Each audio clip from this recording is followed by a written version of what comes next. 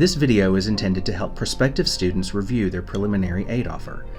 This guide will focus on the first page of the offer and highlight some areas that students and parents often ask questions about.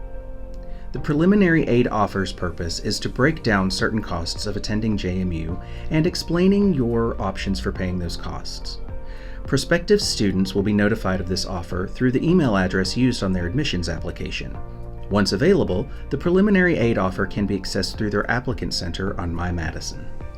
Let me start by saying that the cost of attendance is not a bill for the student. It is an estimate of billable and non-billable costs broken down between the items below that may need to be paid while attending JMU over the academic year.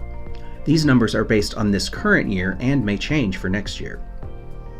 All students are billed for tuition and fees. This offer makes the assumption that the student will be full-time, 12 or more credits, for the academic year. It is important to note that there may be other fees not listed here, such as lab fees or course differentials that may be added to the bill depending on the courses taken by the student. Now let's talk housing and meals.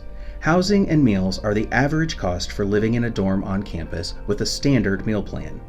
Both of these items are billable expenses. Any students living on campus are required to purchase a meal plan. Students that live off campus will have the same estimates for this section. However, their actual bill with JMU may be lower depending on their personal choices. Any student living off campus does not have any housing billed to them by JMU, but they are able to use financial aid to pay for their apartment, commuter meal plan, and food they may purchase outside of JMU. If a student living off campus would like to purchase a commuter meal plan, they would need to do so through card services, and the cost would be added to their semester bill with JMU. If students living at home or with family would also like to purchase a commuter meal plan for when they are on campus, they are able to do so with card services, and the cost would be added to their semester bill. Moving to books and supplies, this is just an average cost for students, not specifically what you are expected to pay. This number will not show up on a bill from JMU, but a student will need to purchase these items themselves. Students should purchase or rent their books before each semester. Transportation and other educational costs are built into every student's cost of attendance. These are not billable charges.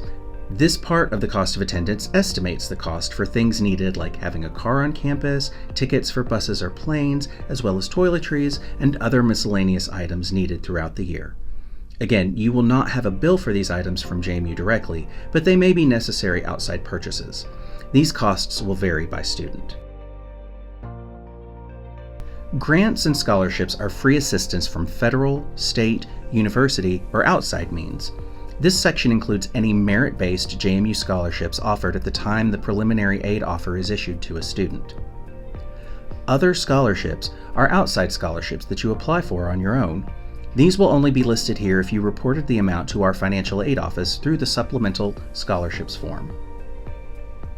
To break down the grants section, a Pell Grant is a federal grant offered to lower income students whether in-state or out-of-state. Your FAFSA is used to determine the amount of a Pell Grant offered. A Pell Grant should be the same between all schools a student applies to since the federal government determines the offered amounts. State grants include VGAP, Virginia Guaranteed Assistance Program, or Commonwealth Award. These grants are for in-state students that filed their FAFSA by the March 1st priority filing date.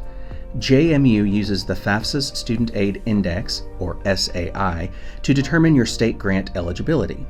Your SAI is calculated by the Department of Education when they receive your FAFSA. State grants can vary between schools depending upon the amount of funding they receive from the state. Each school has the right to use their state grant funding how they see fit, and no two schools will have the same state grant amount offered to your student. Allow me to start this next section by saying that this form is a standardized form prepared by the government, and this section can sometimes be misleading. The net cost is a technical term that amounts to the total cost of attendance minus any grant or scholarship assistance. This number is not your remaining bill and does not include any loan options chosen to help pay. To add up your true net cost, add up your tuition, fees, housing, and meals, subtract any free assistance in the grants and scholarships section, and this would be your net cost you or your student would need to pay. If you have an amount for federal work-study listed on your preliminary aid offer, a student can apply for a federal work-study position on campus by going to the JMU website under the JMU Jobs section. Work-study is not deducted from your JMU bill.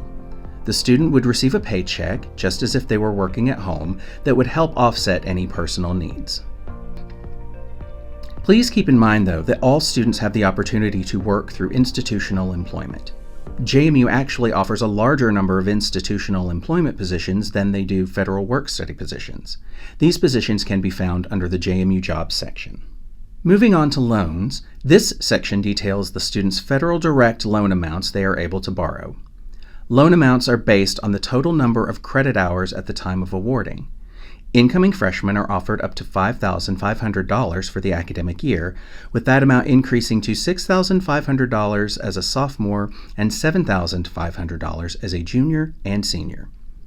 The loan total is split between two loan types, subsidized or unsubsidized.